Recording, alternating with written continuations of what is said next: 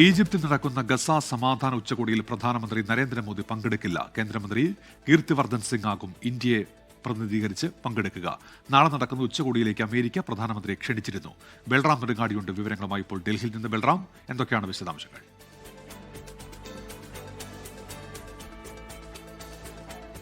വൈകിട്ട് നടക്കുന്ന ഗസ സമാധാന ഉച്ചകോടിയിലേക്ക് പ്രധാനമന്ത്രി നരേന്ദ്രമോദിയെ US-ഉം ഒപ്പം തന്നെ ഈ ഉച്ചകോടിക്ക് ആതിഥ്യം നൽകുന്ന ഈജിപ്ഷ്യൻ പ്രസിഡന്റും ക്ഷണിച്ചിരുന്നു.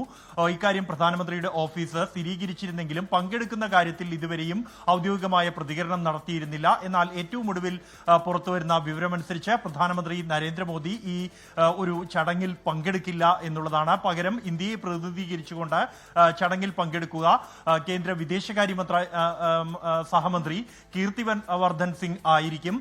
ഇന്ത്യ ഈ സമാധാനത്തിനായി ഇന്ത്യ സ്വീകരിച്ച നിലപാടുകൾ അംഗീകരിച്ചുകൊണ്ടായിരുന്നു പ്രധാനമന്ത്രി നരേന്ദ്രമോദിയെ ഈ ചടങ്ങിനായി US-ഉം ഒപ്പം തന്നെ ഈജിപ്തും ക്ഷണിച്ചത്. എന്നാൽ പ്രധാനമന്ത്രി ചടങ്ങിൽ പങ്കെടുക്കുന്നില്ല എന്ന് തന്നെയാണ് ഏറ്റവും ഒടുവിൽ പുറത്തുവരുന്ന വിവരം.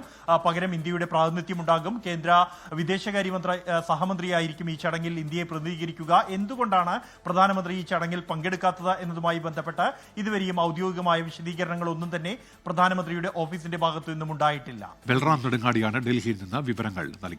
ലോകത്തെവിടെയായാലും ഏത് സമയത്തും 24 വാർത്തകളും ഓഗ്മെന്റഡ് റിയാലിറ്റി പാക്കേജുകളും എക്സ്പ്ലെയിനറുകളും വിശദമായി കാണാൻ ഞങ്ങളുടെ YouTube ചാനൽ നിങ്ങൾക്ക് സബ്സ്ക്രൈബ് ചെയ്യാം.